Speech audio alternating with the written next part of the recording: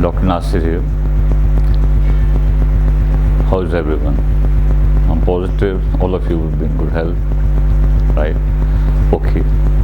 So today's lecture is continuation of the previous lecture, right? Topic is the same, correction.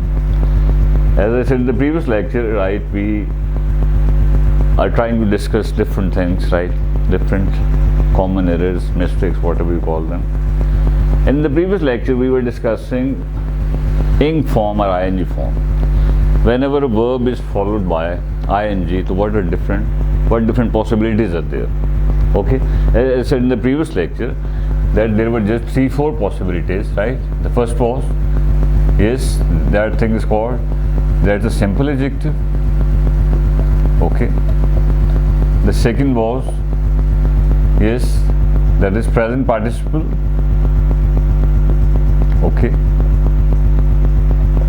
And the third was, that thing is gerund.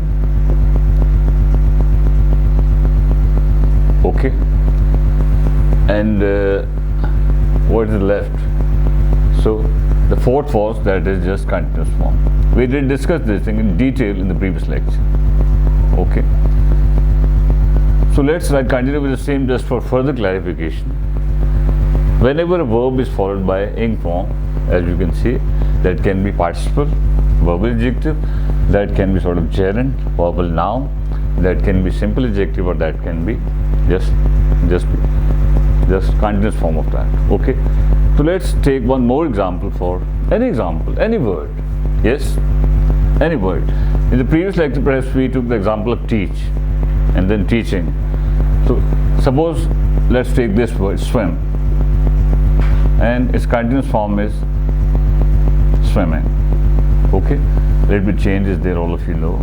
We have basically added ing. So let's use this word swim in its continuous form, right? In its ing form, not continuous form. So suppose I say swimming is an art. I love swimming. Okay. He has gone to the swimming pool. Okay. Swimming pool.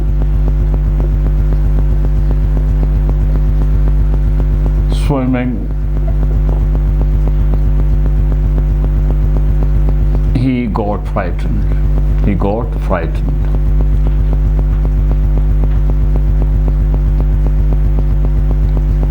Okay. So, right, the concept, right, will be clear by now, I think. Participle is this thing, gerund is this, and what. So, can you guess? I love swimming. Swimming is an art. In this expression, swimming is being used as what? It is continuous form. It is gerund. It's present participle or what? Right? We did discuss this thing in detail. Okay. Swimming is an art. Over here we are referring to swimming, the profession of swimming, swimming itself. We are not saying, right, he is swimming continuous form. We are just focusing on that thing. So swimming is an art. It is a gerund over here, G. Right? As I said in the previous lecture, teaching is an art. Teaching is a bit difficult. So these were gerunds. And G stands for gerund. Okay? I love swimming. Over here, once again, if you write, think for a while, swimming means what? Right? We are saying, I love this thing. We are referring to that very thing. So swimming over here, once again, is being used as gerund. I love swimming. The profession of swimming, the process of swimming, whatever. So it is G, once again, gerund. He has gone to the swimming pool. Okay, over here, you can guess very easily, it's not that difficult. Pool, all of you know, it's a noun. It's a noun. And swimming is sort of quality of that. So, in the expression swimming pool, swimming is used as what? It is used as sort of adjective, right? But this is called simple adjective. Swimming pool, teaching profession. Okay. Okay. So swimming over here is actually changing this thing. Is it clear or not? So it is not participle, it is simple adjective. Let's take this. Swimming, he got frightened. Over here, swimming is doing what? Swimming, he got frightened. Once again, swimming is referring to that thing while swimming. It is understood, it's there in implied form.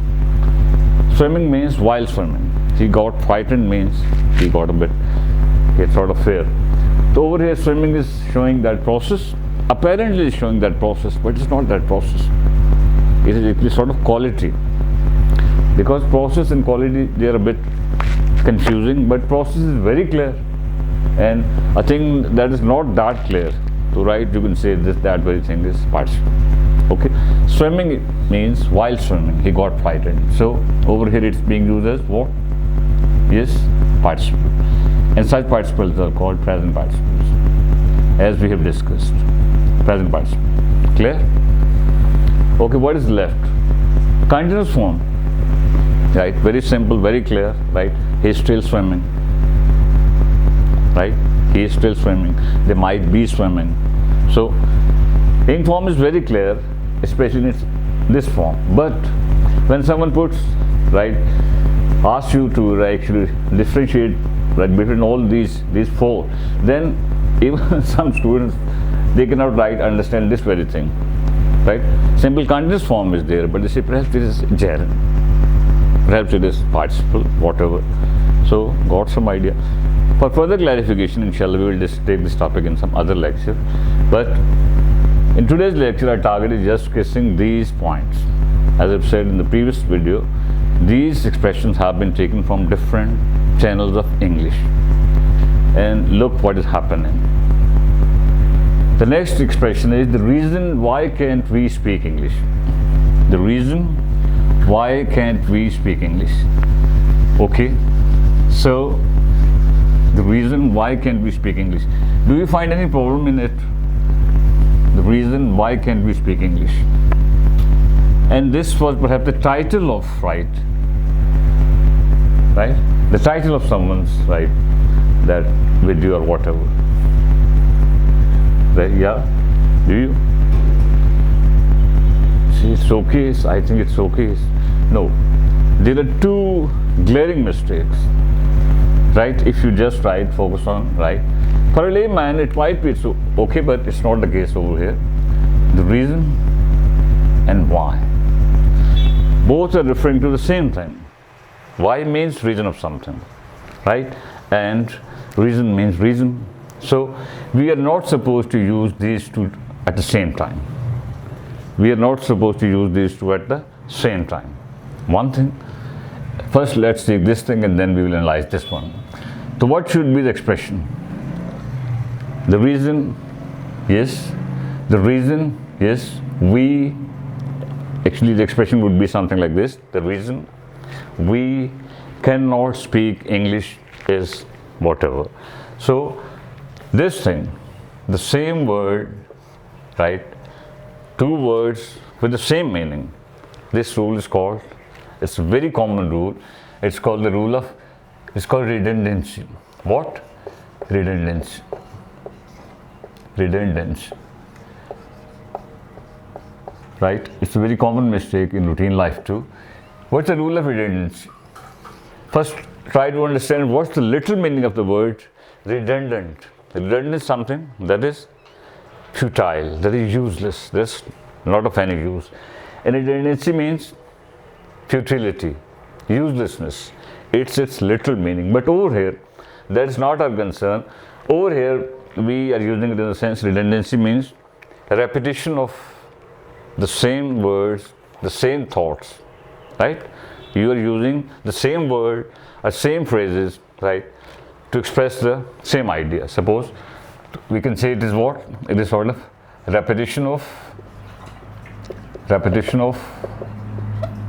right, words, okay, ideas, phrases, whatever. You are repeating, right? As is the case over here. The reason why can't we?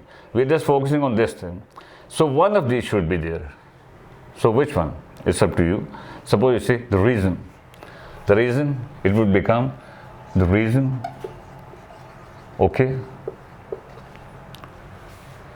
Or the second possibility is you go for this. If you say why, either this or this. Are you getting? No. Okay.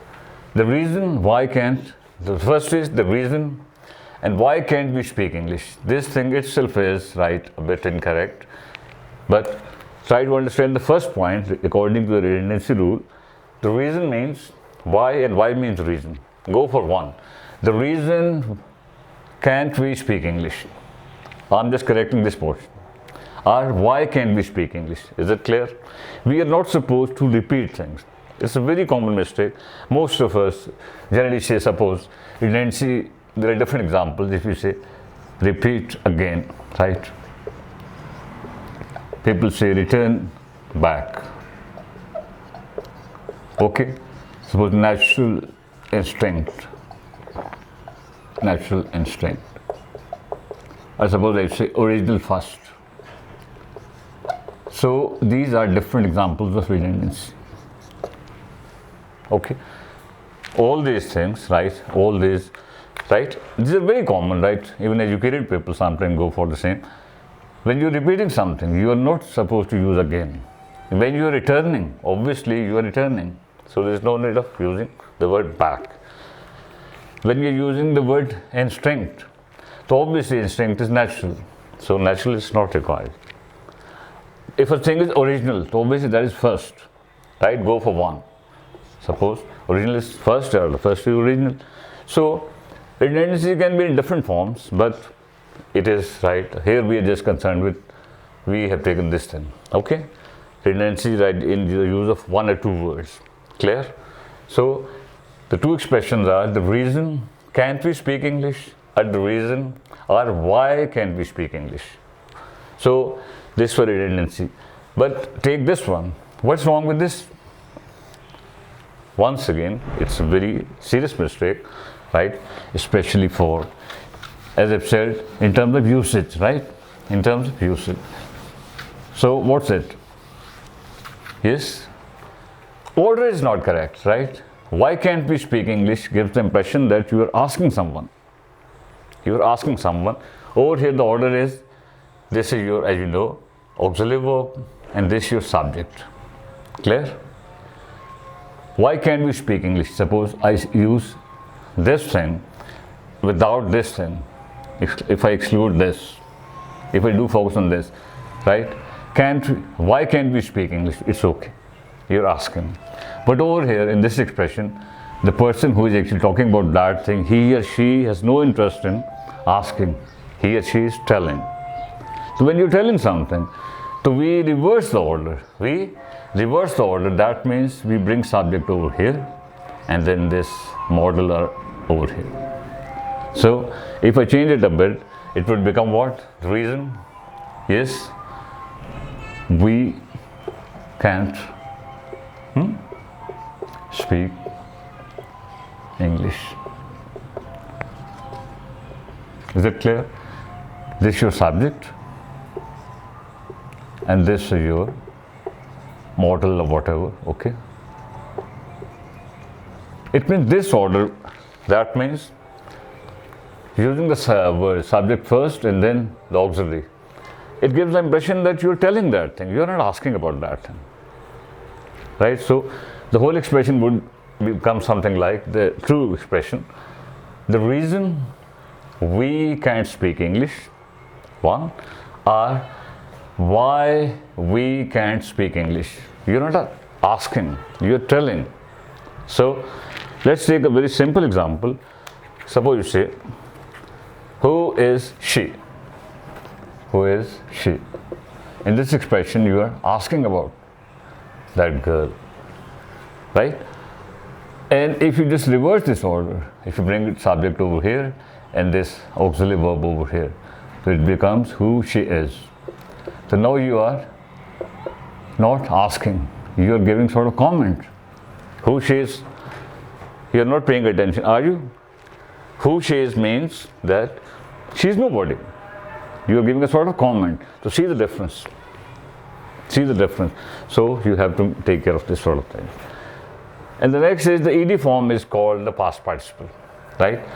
it is a very, once again, detailed thing. I'll inshallah discuss in some coming lecture, okay, because ed form has different possibilities, and that's all. So leave it for the moment. But this is incorrect to say ed form is called the past participle.